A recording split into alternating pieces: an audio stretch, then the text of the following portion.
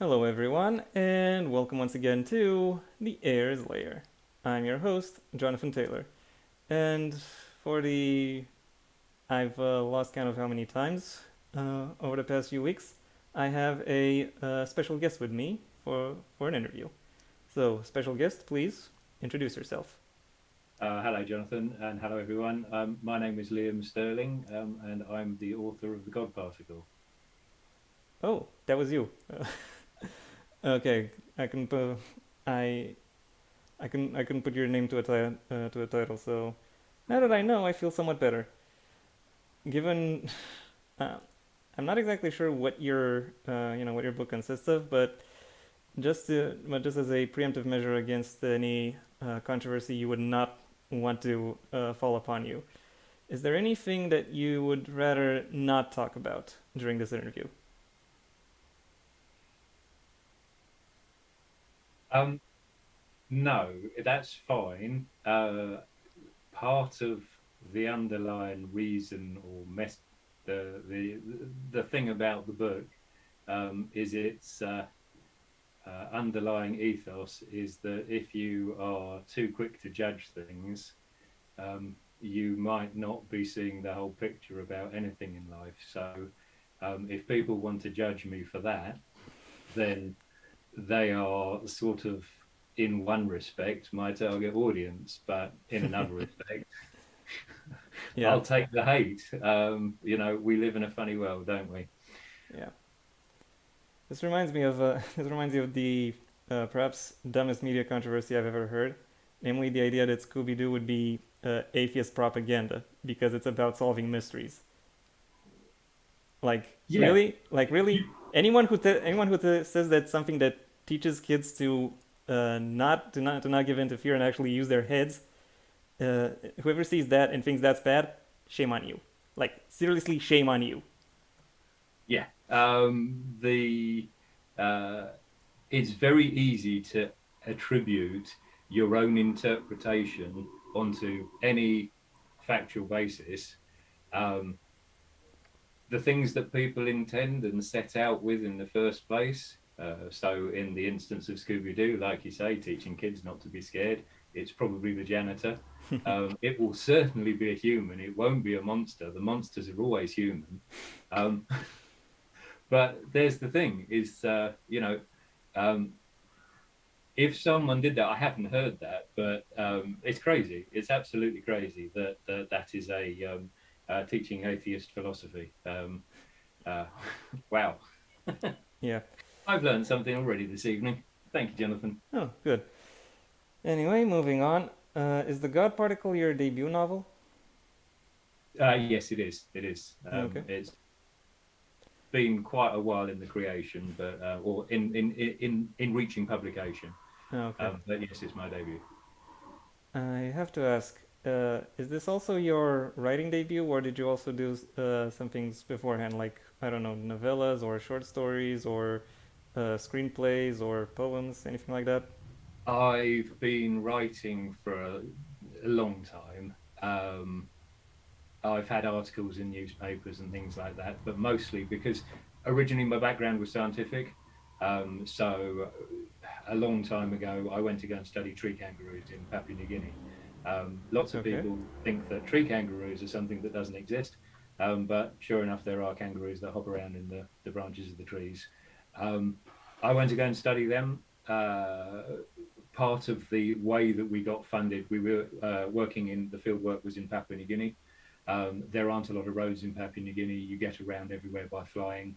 Air New Guinea were good enough to sponsor us with the internal flights, but the quid pro quo, the bit on our side was writing articles to tell them about stuff that we were doing. So I've done that. I've had articles in English newspapers before when I was a teenager.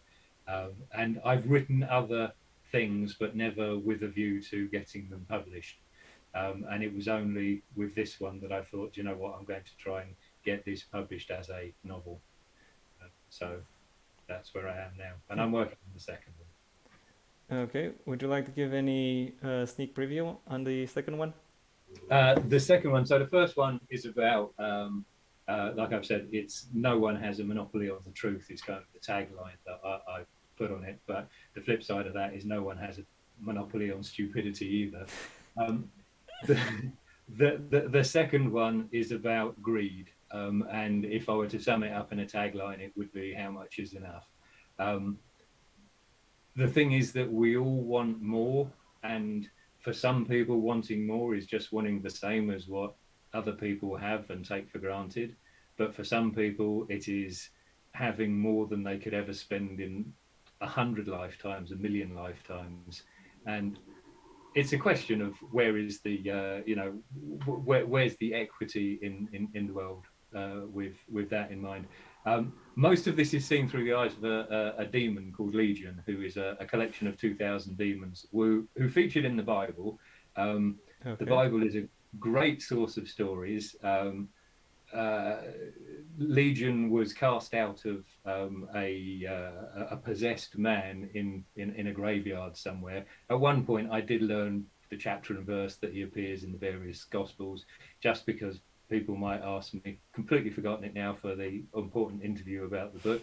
Um, but anyway, Jesus cast out these demons, Legion, into some pigs that were grazing on the side of the banks of the Sea of Galilee, and they all ran into the Sea of Galilee and drowned.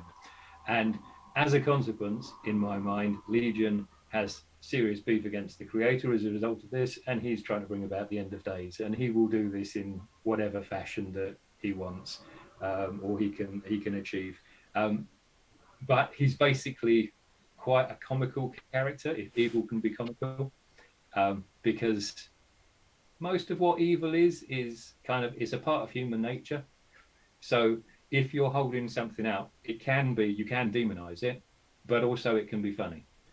Um, and I've had a lot of experiences where things have been bad that I've thought this has been designed by hell. And I know specifically the character in hell that is responsible for the pit of hell that I am now living through. Yeah. and and I mean, I saw your face there. There are some things that are evil, that are just evil, that are not. You can't make light of them. You know, there are genocides. There are things that are horribly, horribly serious. But if you wallow in that side of things, you don't give yourself the opportunity to sort of like examine the fact that at the end of the day, we're all people doing these things. And if you reduce it down to humanity, then humanity has a way possibly that they can improve things, make them better. So by making light of bad stuff, I hope to make things better. Um, that's the ethos behind my writing, really. Without, I don't want to preach you about it. I'm not a religious guy. Yeah. I'm more of a philosopher, I would say, Okay. than a religious person. Good to know. You've given me a lot of good omens vibes with all of that description, to be honest. So Terry Pratchett and Neil Gaiman are both Yeah. heroes. I mean, it goes without saying, a lot of the way that I write is, well, in fact, the inspiration for me writing in the first place, the reason that I thought I'm going to start publishing books, I've read every Terry Pratchett book as they came out through the Okay. years. Yeah, every year. And it made me a really easy person to buy a Christmas and birthday present for, because around that time of year, there was a new Terry Pratchett book. That's what Dad gets a Terry Pratchett book. So I've got a bookshelf full of Terry Pratchett books up there. Good Omens, of course, absolutely fantastic.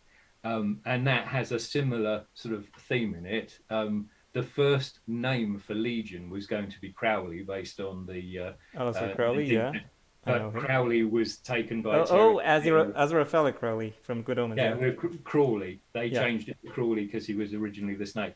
So I couldn't do that. So I had to hunt around for another demonic name, back to the Bible, because that's a good source of material. And that's where I came across Legion. So Legion's my man, or my 2,000 demons. He's the one that's doing it for me.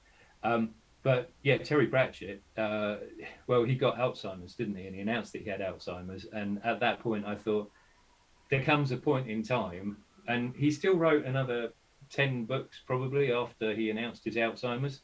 But when he said that he had it and he called it the imbaverance, I thought there comes a point in time where this, this journey that I'm on is going to stop. There is a finite amount, and there are forums, and there are people who love on Facebook. There's groups of people who love Terry Pratchett books. Just read them again and again and again, and I can understand because he's a genius. Um, so I fully get that they just want to. But for myself, I was like, I need a new kind of story that will make me chuckle, and so there's a lot that I owe to having spent years reading Terry Pratchett in terms of the way that I try and build my characters. I'm a long way off what anything that he's done, but you know, Yeah. it's a good target to have. If you're not going to aim for something that's amazing, then maybe don't start.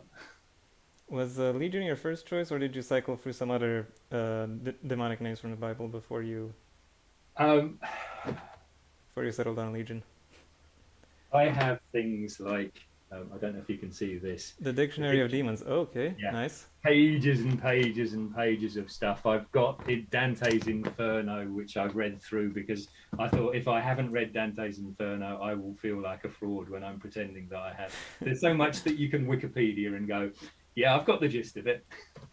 But Yeah. I thought, yeah, I've looked up other names, but the thing about, I mean, Anonymous use Legion in his tagline is "We are many," which Yeah. is it's been hijacked by Anonymous.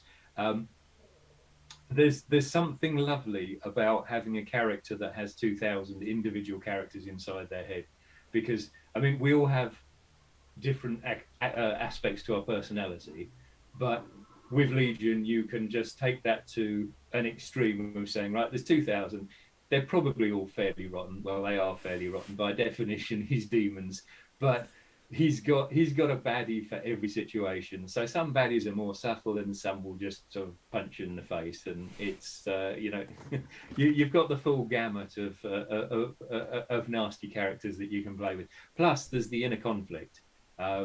He doesn't always agree with himself, and he is very suspicious of himself, because if he thinks he's trying to make himself think something, then he has to question the motivation of the he's that are thinking him, trying to make him think this thing. So it can be confusing for him. I can see your faces. If it's confusing trying to explain it, but it's fun. It's fun. The main point of it is that he gets away with doing the sorts of things that when you're writing it, you can do things that you wouldn't do as a normal person. So Yeah. you find the boundary and you go, well, any normal, decent human being would stop there. So let's step the other side and let's see what happens. Yeah. But mostly in a way that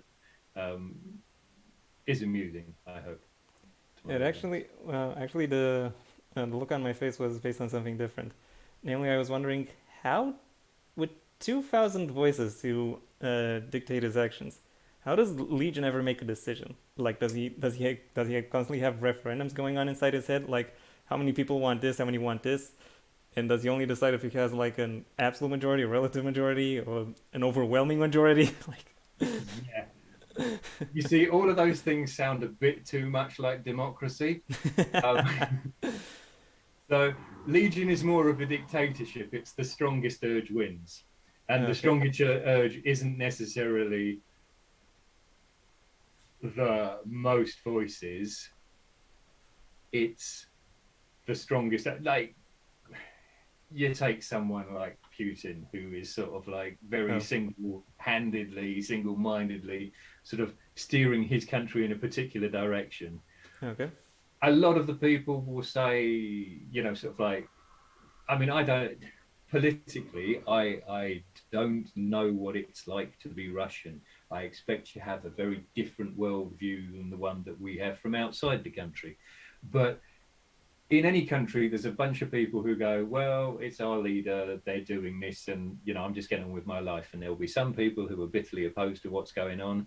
But the key thing is to keep control. If you're the sort of person that wants to be in control, you keep control. And this is something that Putin has done very, very well. Is he had and this is going back years. One of his right hand men was a uh, tactical genius in the world of disinformation, and he funded extreme right wing and extreme left wing groups Hmm. Yeah, so the central agency was funding both sides of the argument, but then they told them that they were funding both sides of the argument. So the guys on the left go, hang on a minute, but we're being funded by that, and the guys on the right go, but we're being funded by them. So then they kind of go, well, what does anything mean anymore? And while they are in that confused state, Putin remains in power. So if you spread disinformation amongst your enemies, then you can maintain a grip on power if that's what's important to you. And that's probably what the driving force behind Legion is sort of like there's the 2,000 demons and his funding both. You've asked me a really, really difficult question because there are 2,000 of them because that's his shtick, but he kind of acts in a for 2,000 individuals, he acts in a pretty linear manner because that's what the plot dictates. But without giving too much, well, now I can't. He changes somewhat between the first book and the second book. So there is something significant that happens on his journey that just throws more sort of chaos into the mix because one of his personalities gets adversely affected. And for a demon, that can only mean one thing because they are hell bent on um, the downwards direction. So if anything affects anything that will, if anything good happens to him, that's a disaster. Let's put it like that. Okay. Well, on that little tangent, I think we've answered both my next question and the question after that. So, skipping ahead a little, are there any deleted scenes from the God Particle? So, is there anything you initially wrote and then decided, no, the book is better off without it? Yes, there. So the main in the God Particle, Legion has two plots to destroy. Well, he has one plot to destroy creation, and then if he can't do that, he's going to start World War III. So the plot to destroy creation involves a group of neo Nazis who he's going to send to the Huge Hadron Collider in CERN because it's had an upgrade from the Large Hadron Collider. The God Particle, by the way, the name of the God Particle that's the name that was given to the Higgs boson. Yeah. So this fundamental particle that hadn't been discovered, the Large Hadron Collider was built to discover one of the things behind it was going to discover the Higgs boson. It did in 2012. Now, I started writing the God Particle before 2012. I went to Geneva to visit the Large Hadron Collider sometime in 2011 or 2010. Um, before any of this had happened, before the Higgs boson had been discovered. So there was a lot within the book where the Higgs boson was um, completely unknown, and I had to rewrite large amounts of it because in 2012 they went and ruined my enigma by discovering this fundamental particle. So the thing that was this unknown became a known, and I had to deal with that. But there were also scenes where the characters were introduced, particularly the leader of the neo Nazis is a guy called Maximilian. Depending on the pronunciation, his pronunciation is Dumas, as in Doomas, but it is spelled Dumars. And there's a lady at the beginning called Mrs. Cunningham who calls him Dumbass. Uh, but we have a politician in this country called Nigel Farage, right? Yeah. Uh, probably know about it.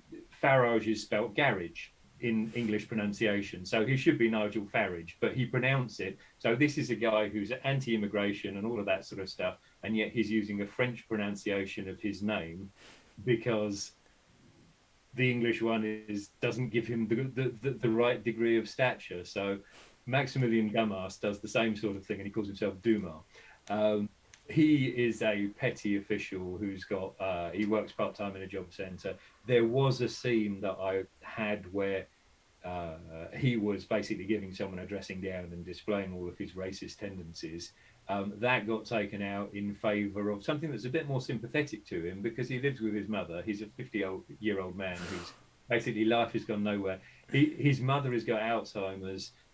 She treats him like crap. So there's certain aspects to his life that is just sad, which kind of makes some of his sort of like anger and upset with society and the way his life has gone a bit understandable. but then becoming a screaming Nazi is not really, so that tips it in the balance the other way. But Yeah. no one is, you know, even when we're all human, we all, have the same sort of levers that we can be pushed. And it's always a case of there, but for the grace of God, that I don't believe in, go I.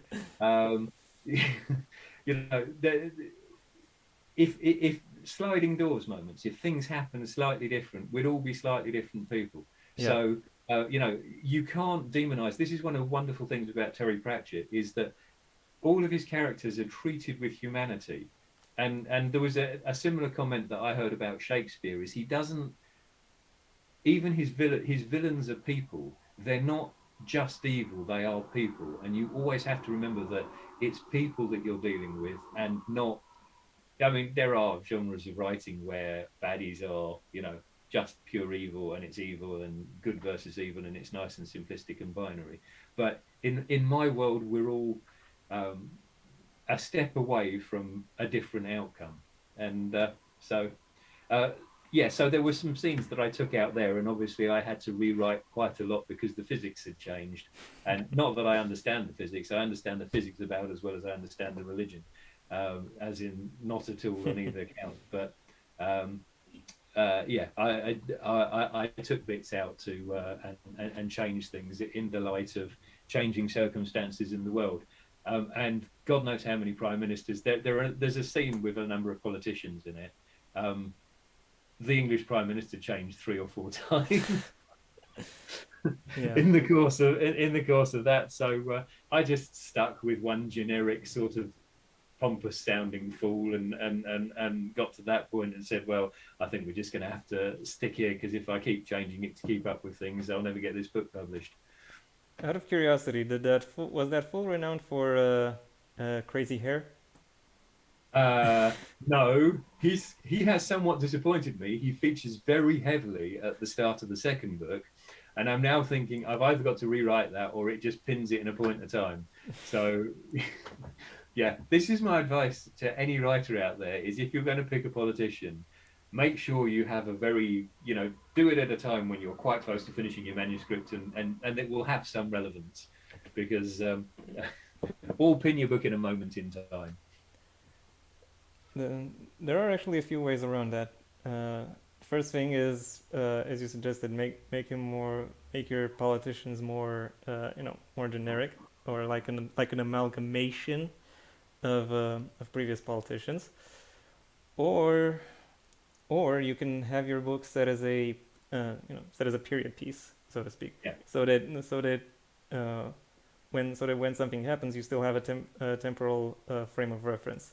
So so you know that um, so that you know exactly which politicians you're talking about, and you're giving your audience something more concrete to latch onto. Yeah, Well, there is a Berlusconi in the God Particle that's fairly unavoidably Berlusconi, yeah, uh, but he was at least sort of like just refusing to go away for a good period of the amount of time. And by the time, I mean, I think he was long gone by the time I that published. But I thought, it's a stereotype, it's a horrible stereotype, but I will leave the lecherous Italian as being, if you're caricaturing. I mean, there's another writer on that I've come across on Twitter, a chap called Francois Tremblay, and his writing is brilliant. He's a satirist, and I've been in a couple of conversations with him, um, and his name is Francois. And there's a yeah. bit early on in his book where he's taking the mick out of French Canadians. And I'm like, but your name is French. And he goes, I'm from Quebec. And I was like, so that's why you're taking the mick out of the French Canadians. He goes, well, if you can't take the piss out of yourself, excuse my language.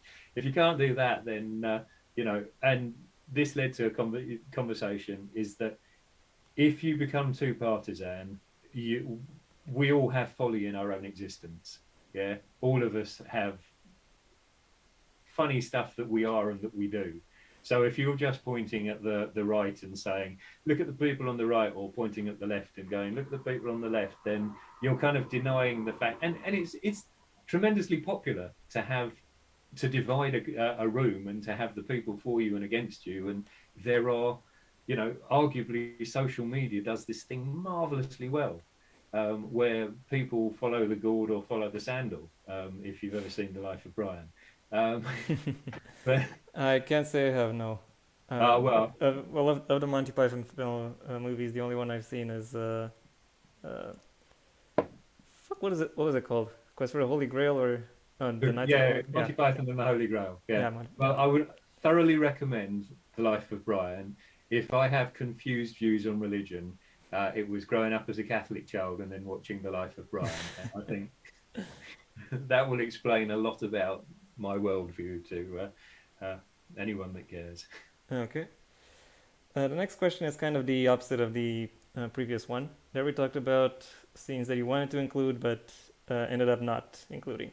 Do you have a scene that you thought shouldn't be included but then decided, you know what, screw it, it fits better with the story? Um, when I was working on the book, I went through an professional editing process, and the editor looked at it and picked out on the pacing, the way that the story was told in the first place. There's these two characters. There's the neo Nazis, so with Maximilian and his two friends, Eugene and Nick, which is eugenic. Um, so Yeah, there's a lot of clever, bad puns clever. in my name, right? And then there's a young Muslim chap called Asif, who is and like I said, the names that you pick the names because they're good names. Yeah. So Asif has got some directionally programmable pigeons that he is going to fly into Mecca and release a deadly virus, because he's been brought up with the idea that the Twin Towers were brought down by the CIA as an excuse for jihad. And so the logic, and this is Legion's logic that he feeds to him, is if you attack Mecca, then Islam will unite against the West, and there you go, you will have your holy war that will end all wars. So that's as if span is to do this. Now, when the two stories were told, one was kind of working backwards and the other one was going forwards, and the editor said to me, "No, I can't. It's too confusing." And then she said, "Just take out the whole as if bit." So I did, and I took that out, and I ended up with just the story of these neo Nazis who were going to go and destroy Europe and the world and creation. But the whole point for me was that if you just pick one group of people and go, look at them, they're doing a dumb thing, then you do this partisan thing of saying, they're wrong in that way. And I want us all to be equally able to be wrong in the same amount of we all carry the can for the way that humanity is. So what I did then was I turned round the story and I paced the two stories alongside one another so that they were both traveling in the same direction.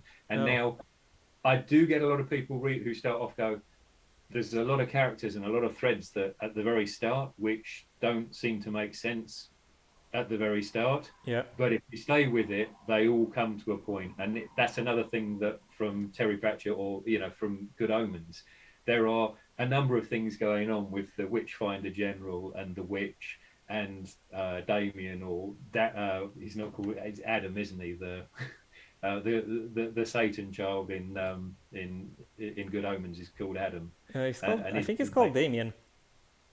no, he's called Adam. He's Okay, messed up somehow. yeah, Damien is the oh, that famous film. So Damien is the typical name for Yeah. him, but he's not. He's called Adam. I think the one that ends up being called Damien is the one that was actually the child of the couple from Oxford that then gets taken and being brought up Yeah. by the American consulates or whatever, who are the ones that think that they're raising the son of Satan. Oh So yeah. Yeah. So yeah, uh, ironic. The demon isn't actually the demon. no. So yeah. So what these people sometimes think of. To be honest, when I heard about the story of Asif, the first creative that came to mind wasn't Terry Pratchett. It was Christopher Nolan. Okay. Like you're trying to tell things out of order, and at least Nolan's earliest filmography was very much about things being told semi out of order. I think the latest he tried that, even though he didn't direct that movie, was Man of Steel, and then you got And then you got other notable uses are in Batman Begins, and then the most notable one is in Memento, which is like it, it's a total mess. Like Yeah, yeah. I cannot even begin to describe it here. So yeah. Anyway, next question. This one could actually be separated into two, but there isn't really enough meat on the bones for two questions, so it's just a one. You can call it a two-parter. Namely, is there any aspect of writing that you either find very thrilling or very boring? And if there are these aspects, what are they?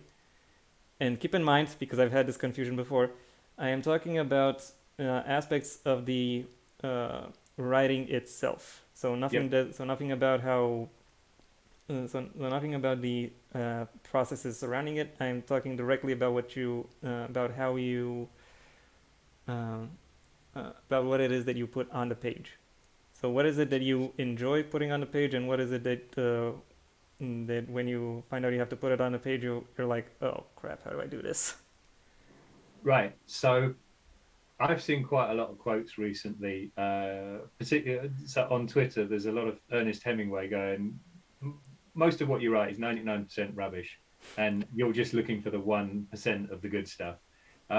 And everything's rubbish, but get it down. I so hate the the bit where if I'm in a bit of a story, once I get going, there can be bits that just flow, but most of the stuff is very difficult to get down the first time.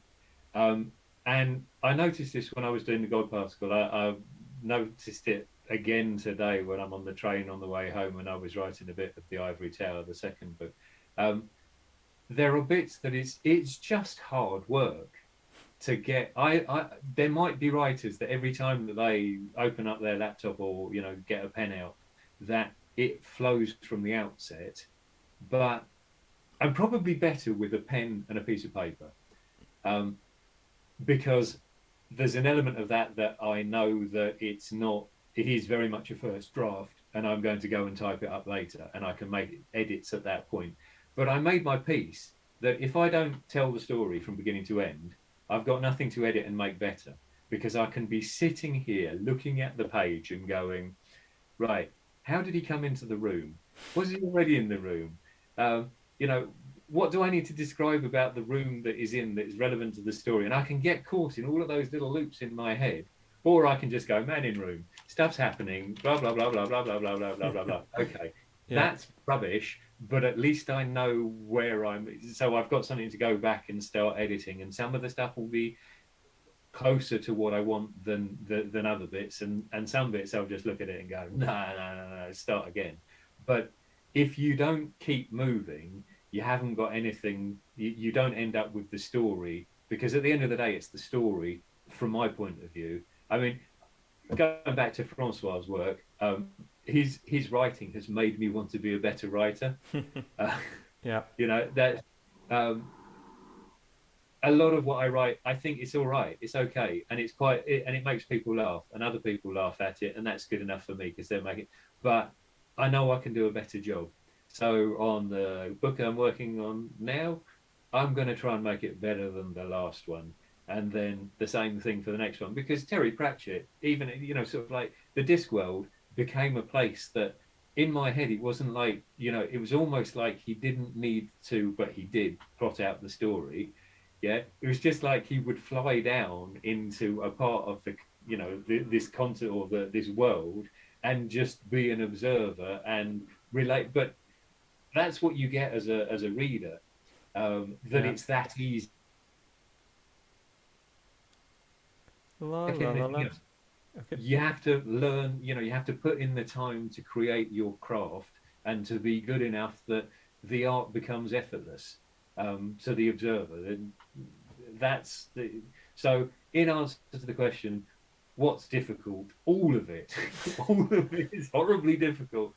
But if you don't do that difficult bit, you've got nothing that you can then turn into the bit that starts. Then you start going, oh yeah, but that's actually quite fun. Oh, there's a joke. Yeah, and then that's when it starts to become the other side of it. You start getting to a point that you go, yeah, someone else is going to read that and they're going to laugh, and or a joke pops into your head and you can, you feel yourself building up to it. Then it starts getting a bit easier, but you have to get through that difficult bit. People talk about writer's block. Yeah, Yeah, I'm not sure I believe in writer's block, as in it's if you expect something to be perfect first go, yeah, it's not whatever gonna it is happen. you do, you don't sit down at a piano and just start playing Chopin. You go, get three blind mice, please. You've got to go through the steps. Yeah, okay. Yeah, I'm kind of experiencing that right now as I'm writing the sequel to my own debut.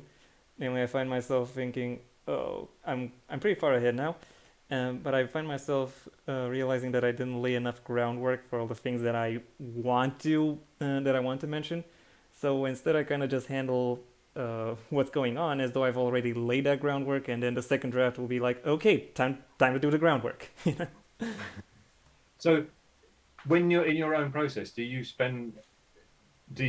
go the whole way through and then edit, or do you find yourself constantly working back over bits that you've just done and sort of,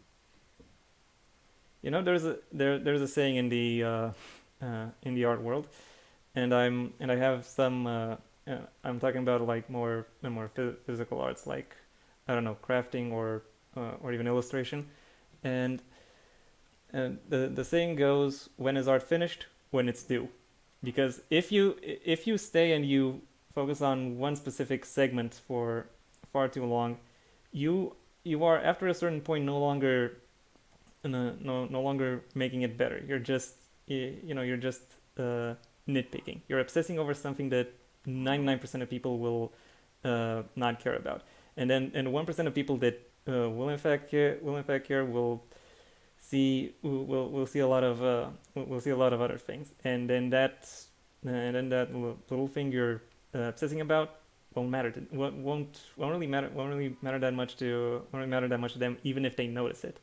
So it's better. It's better to. It helps to keep a healthy perspective. So That's why I don't go back and go back and do edits. I edit once I have once I have everything in one place. I have a slightly different process because there's quite often gaps between me writing. Okay. I kind of have to go back and go, well, where am I in the story? And then I find myself sort of like editing maybe the last chapter because I know I'm on the fifth chapter at the moment, but my chapters tend to be quite long. Yeah. Um, so I'm back through chapter four just as a run up to where I am now because I've got a vague idea where I am, but just want to make sure where I am in the story and remind myself of the things in the groundwork because that's one of the things that you have to do when you're doing it. Sort of like you say something and you go, "Oh, is that consistent on page 200 or 300, whatever it is, with the thing that I said about this character way back then? Does it logically make sense, or is someone going to be picking me up? And go, oh, his hair was brown there, and suddenly you're talking about his blonde bits." Fun fact. That's actually why J.R.R. Tolkien started putting The Hobbit to paper, because Yeah. he was telling the story of the Hobbit as a bedtime story for Christopher, his son, and then one evening, Christopher pointed out to him that he got the color of one of the dwarf's hats wrong, so he had to write it down. Oh, that's brilliant. Yeah. Oh well, that's yeah. So that's yeah, everything goes back to Tolkien. That's uh, a Terry Pratchett saying somewhere down the line, or he said something very similar. Yeah. Well, what can I say? When your work is as influential, it happens. Yeah. Okay. Uh, Next up. Now we're going into the publishing questions.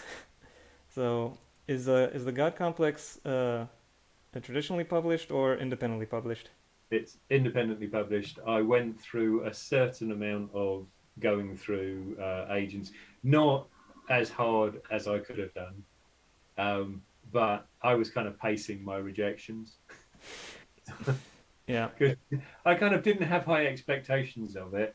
and the world lived up to my expectations. I think is I had a lot of people writing back to me saying this is really funny, it made me laugh, but I don't know what to do with it. Um, and even to the point where the cover of it is quite distinct, and the cover is it's something of a homage to the style of Terry Pratchett covers, but it's not just Terry Pratchett. Tom Sharp as well. There's a number of people that have sort of humor writers that will have a cover that has lots of bits of the story represented within the cover art. Okay. So you look at all of the Terry Pratchett ones, and I'm ashamed I don't know the name of the artist, but he's absolutely fabulous. Um, they all contain not a scene from the story because it doesn't work like that, but they have the characters and they have the essence of the book on the outside. Um, and the other thing about Terry Pratchett books is that you can read them when you're 12 or 13, and you can read them when you're 60 or 70, and you can enjoy them throughout that period. Douglas Adams is another writer that I was very taken with as a teenager and then sort of like growing up. Um, it's the same sort of thing. You're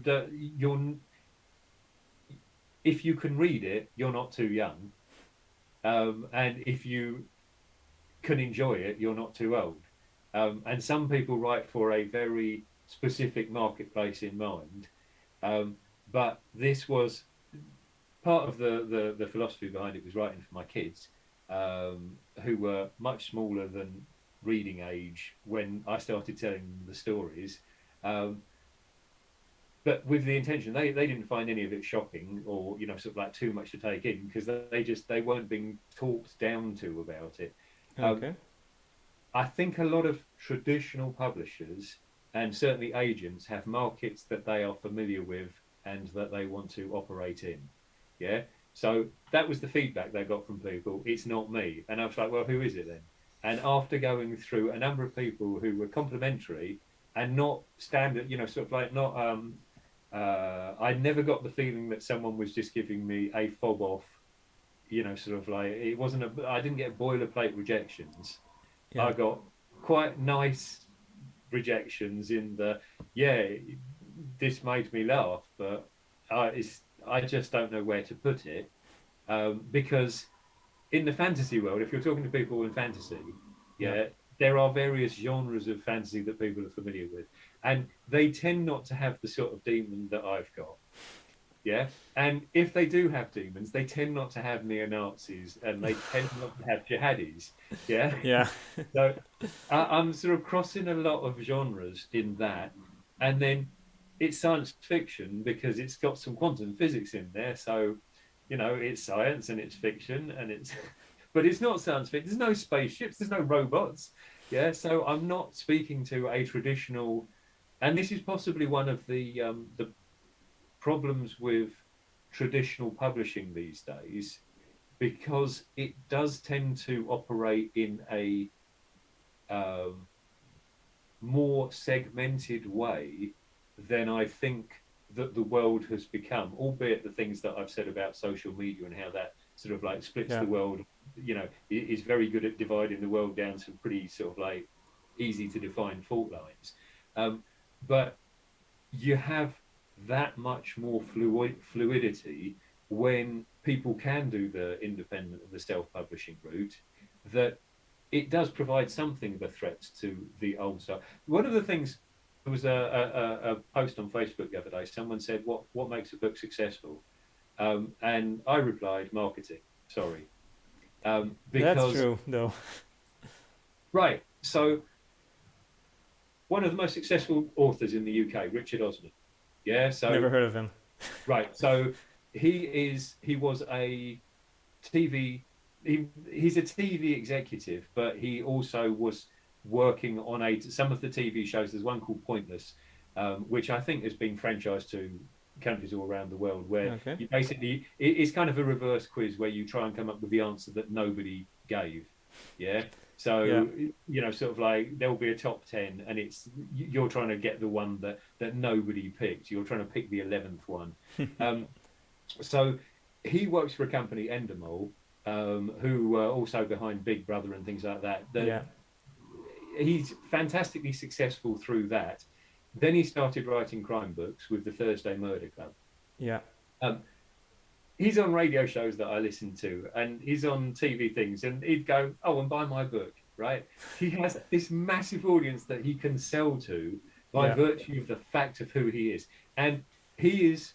So the three top-selling authors in the UK are Richard Osman, J.K. Rowling, and Dan Brown. And if you look at the top 10, it goes in one or two of the, sort of like, I'm not sure I get the order right, but it's J.K. Rowling, Richard Osman, Dan Brown, J.K. Rowling, Richard Osman, Dan Brown, J.K. Rowling, Richard Osman, Dan Brown. Yeah. If you have that market presence, then you have The machine just runs by itself. the Yeah. machine. And so now the Thursday Murder Club is being turned into a movie because there is already that much interest. The flip side of it is the Netflix effect. Yeah. So Netflix make a movie out of something, or they serialize something, and then Yeah. suddenly the book sales take off. Yeah. The book might not have sold that many beforehand, but then suddenly the person's a millionaire because Yeah. they have the marketing. Yeah. So if Netflix are watching, right, I have the cast picked in my head. I know the soundtrack. This is like fantastic. um, yeah. The thing that makes books successful is marketing. And if I'm a publisher or an agent, Yeah. I am going to go with what I know sells. Mm-hmm. Yeah. Yeah. And from my point of view, I couldn't find the person that knew that they would be able to sell my book. I'm hoping I'll go through the. I will probably query again when I get the ivory tower completed. I will go through the querying process again, but I will be doing it off the back of. Do you know what? I've had reasonable success with the God Particle. Okay. I'm selling copies. People are buying it. I did the bit where my friends bought it and my family bought it, and I sold a few copies that way, and then I didn't do anything about it. And then I thought, this is crazy. If I don't do something about marketing, it's not going to sell. So I started going on Twitter and doing the writers lift and the shameless self promo things. Yeah. Um, and people see it and they go, that looks good. I make little videos for it. I have some good I don't tweet the same stuff daily. I will Yeah. come up with a different tweet every day of the, sort of like, I might send out, I might have a dull day when I just send out the same stuff a couple of days in a row. But I try to think of something different every day. Yesterday was I think, therefore I am, Descartes. And Yeah. then Legion says, we think you wish we weren't. And Maximilian de Mars says, I don't think so. And Hercules Leek, who's the hero of the story, goes, I'm really not sure about this. So, and I've made a little video and it goes with it. And, sell a few more copies and it keeps shipping away. And so when I go and see someone next time, if I do the querying thing, I'll be able to say, look, I've got something behind this. There is an appetite with just the mediocre marketing that I can muster. Yeah. Someone wants to put a little bit more of time and effort into it, then but you've got to be prepared to do that side of things. So yeah, indie, learning that it's not just about, if you're going to be indie, it's not just about being able to write. You've got to be able to sell what you've done as well. That's why I'm here talking to you, Jonathan. Yes, Never indeed. miss an opportunity. Yeah. Okay. Next question I had was, were any of your pre-existing ideas about publishing proven correct or false? And here I'm going to have to ask you for a simple yes or no answer. Yes. You I expected to get published and you didn't. That's how they were yeah, pretty proven much. false. Yeah. Okay. So yeah. Next up, how has the initial reception of your book been so far? Like, is there anything you intend to do differently with the Ivory Tower as opposed to how you did it with the God Particle? Yeah. The Ivory Tower, I will start the marketing process 6 months before it's ready to be released. Same. Yeah. Yeah. It's one of the people that I've come across on my sort of like, oh, hell, this isn't working, is a lady called Melissa Caudle in the States. And she's written a couple of books that talk through the process of how to market books. And her advice is basically rock solid. So you have to start thinking about it before, because traditional publishers would do that. They won't release something just because you finished it. They will release it because they have the plans in place to make it sell. Yeah. And you kind of have to, if so, what I'm doing at the moment with the God Particle is trying to build an audience.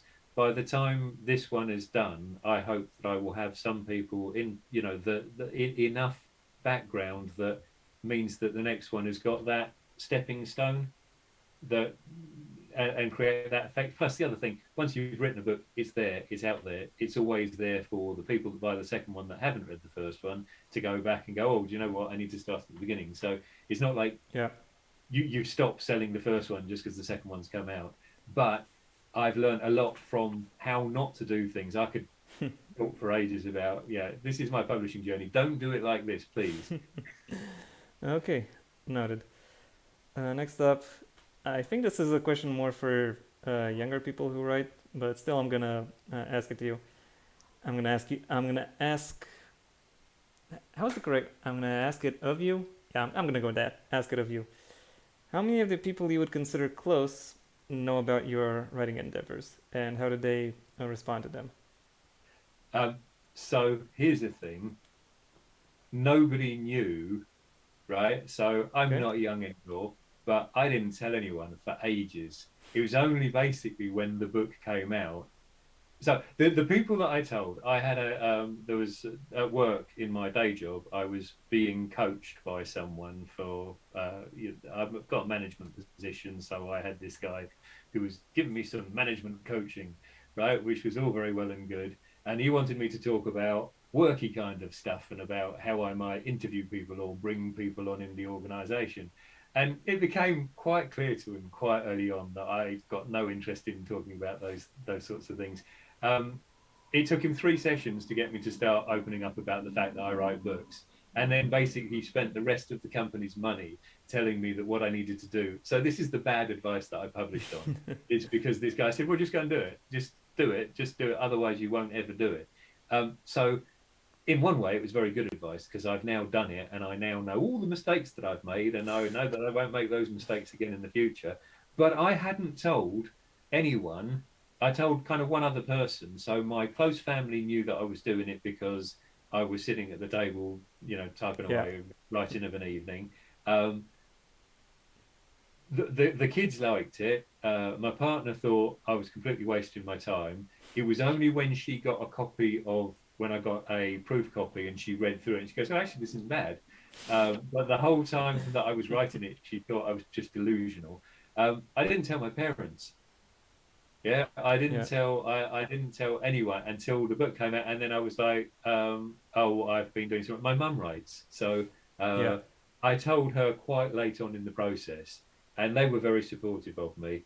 Um, I went through a few more rounds of sort of polite rejection letters from agents, and then I decided, oh, this guy at work, he just sort of convinced me to do it. But then everybody knows it like that overnight because suddenly Yeah. there's a book there, and then like old colleagues from university, they were like, "Oh, is this you, Liam?" And I was like, "Yeah, that's me." And they were really nice. They all bought it. So, but that was the initial rush of, "Oh yeah, I've done a thing," and now.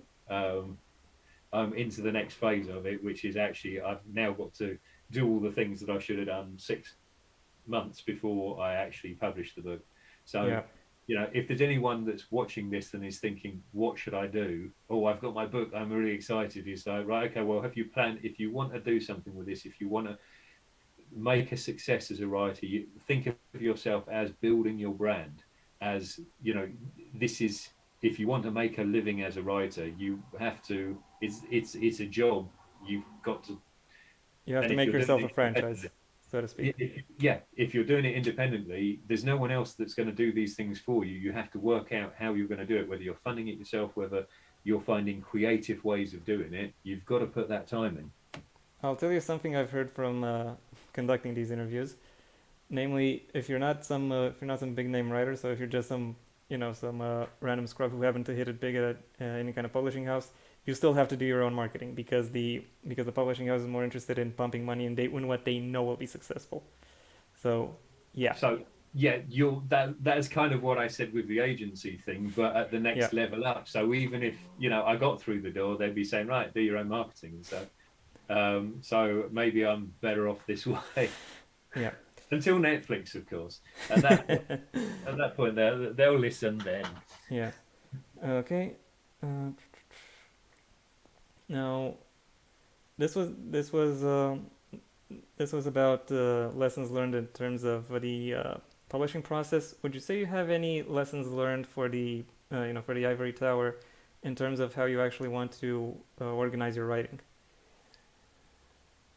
uh, I think organizing my writing would be a good thing to do. So That tells me the everything I need to know. yeah, the I told you I went to Geneva where, for Yeah. as research. Um, Ivory Tower is about a lot of the action takes place in Kenya and Tanzania. My great uncle was in Tanzania, lived there until from the 1930s until he died. He was the first minister for health. He renounced his British nationality, became a Tanzanian citizen. He was a doctor Okay. and minister for health, and he lived a very interesting life. Um, and I kind of am telling myself, well, do you know what? I really need to go back to visit some of the places that I have been there before, but I'm sure it's moved on, and I'm sure my descriptions will be out of date. So, what I'm trying to do is organise a holiday around my writing, and I'm not sure whether that's pushing things just a bit too far. But yeah, organising the writing is at the moment. The time that I have for it is sort of trips to and from work. So I'm sandwiching it around my day job, and that's challenging. It takes a lot of organisation to be able to fit things in that way. Okay. We're almost done here. But I have a couple more questions before we close out. First of all the questions you've heard me address you, is there any you would want me to answer? Ooh. Um, If you can't think of any, I'm also available. I can also answer a new one. um, I mean, there was a couple of points in that. So I asked you a little bit about your own writing process. Um, One of the things that I do when I talk a lot is I'm sort of like in flow mode. So I'd have to probably sit back and listen to the questions that you asked me again because um, off the top of my head, there are always questions that I've got for other people that are in similar sort of because you've said some things like, so you're working on your second book, yeah? Yeah. Yeah. And the thing that I said about plan 6 months in advance, and you were like, me too. So did you do the same thing that how did your first book get to into publication? Are you self-published in the indie or did you go traditional? Uh, I'm gonna have to say I kind of use self-published and indie publishing interchangeably, even though they're not technically the same thing. Like I Yeah. think self-publishing is when you uh, maybe put it out yourself through through some kind of platform like Amazon, whereas indie publishing could also mean like something like a smaller publishing house. Yeah. I went fully self-published uh, because and the reason I did that was because I wanted to get published by the time I was 30, and it's and as I was writing and as I noticed that uh, deadline was getting ever closer. It was still 2 years away, but still getting close. Yeah. I started querying. I started reaching out to agents, and when I did get a reply, it was like, yeah, sorry, we got nothing, we got nothing for you. So ultimately, I went, okay, I'll do it myself, and that's what I did. And how's it worked out?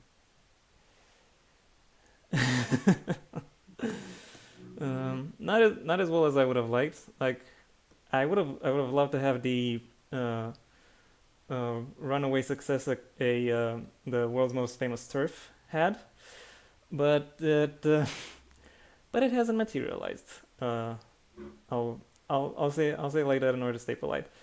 I I kind of made the very dumb mistake of allowing a Twitter poll to decide when I want to publish, and the Twitter poll decided the closest available date should be the date when I publish. So I kind of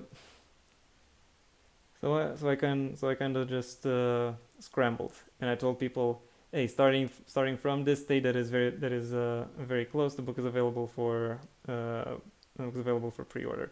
I already had my Twitter account done at the time, and through my Twitter account, I found an editor, I found an artist, I found I found print setters, or people who can make the book look nice. But still, my overall fan base was still pretty uh, uh, relatively small and relatively disconnected. So, and, and I couldn't really uh, I couldn't effectively mobilize them in the time I was writing. That is something I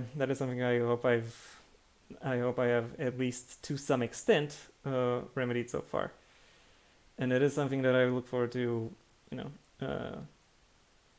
improving in the future. And I won't and if I have multiple release dates in mind, I'm gonna try to go for one that is more in the future. Do you have a website?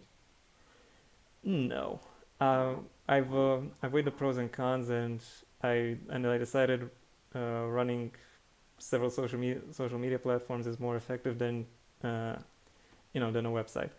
The closest I have to a website is a link tree that pretty much that leads you pretty much everywhere. My Instagram, my Twitter, my DeviantArt, my Tumblr. I've been actually thinking about getting another social media site, but I I am yet to decide which one it is. Okay. I was just wondering the thing that you said about having sort of a scattered fan base. Um, just made me wonder because it's one of the things that Melissa Caudle talks about is having a website as a place to coordinate stuff. I mean, my day job's in IT. I should really be better at this, but one of the things that I don't want to do social media. Just it's not for me. But to be honest, until when did I start selling books? When I started going on Twitter promoting. I'm only promoting really on Twitter.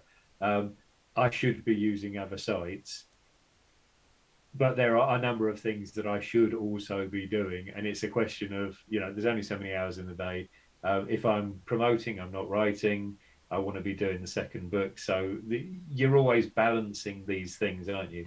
Yeah, No, I was just wondering from an efficiency point of view, if you'd stumbled across the Holy Grail, and if you had, then if you'd share with me what it was. But it sounds like we're both sort of working it out as we go along, that is life in a nutshell. We're all kind of just working it out as it goes along. aren't we? Just Okay, and now before I close off, I have to ask. We've already talked about social media. Is there any link or platform that you would want me to that you would want to shout out? That uh, you want to know people can find where that you want to tell people that they can find you? they can find me at Hercules Leak on Twitter, and they can tell me all the horrible things that they want to say to me after listening to this and my disrespect for God Okay, and physics. okay. Well, I have to say that was it. This is perhaps the no, this is not perhaps. This is definitely the longest interview I've ever recorded, and I'm pretty sure it could have gone like at least 15 minutes more. But you know, as you said, we all have only so much time in a day, and we're working with people's more limited attention spans. And also, it's growing really comically dark, and I'm gonna look like a freaking silhouette soon. So, I have noticed. I don't know what I'm coming through like, but I have noticed is what was a white wall behind you is now not white anymore. You're fading into the background. yeah, well, the sun's setting, things happen. Anyway, thank you very much for your time and your words. Thank you, Jonathan. Thank you very much. It's been a pleasure. And thank you for the audience for granting us their attention. I hope you enjoyed it. If you did, then please leave a like and maybe even share this video wherever you think other people will like it as well. If you have anything you'd like to comment, whether that be an insult towards my guest or towards me, go ahead, flush it all out. The comment section awaits your input. And if you want to see when my next video gets released, which will probably also be an interview, well then go ahead and subscribe. Ideally, also ring the bell or do whatever else YouTube will ask of you.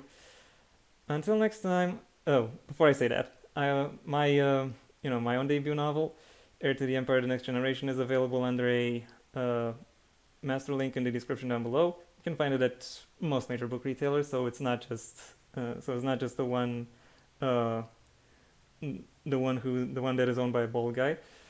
It's several, not several bald guys, several places. So yeah, and anyway, until next time, I am Jonathan Taylor. This has been Liam Stirling, and this has been the Heir's Lair.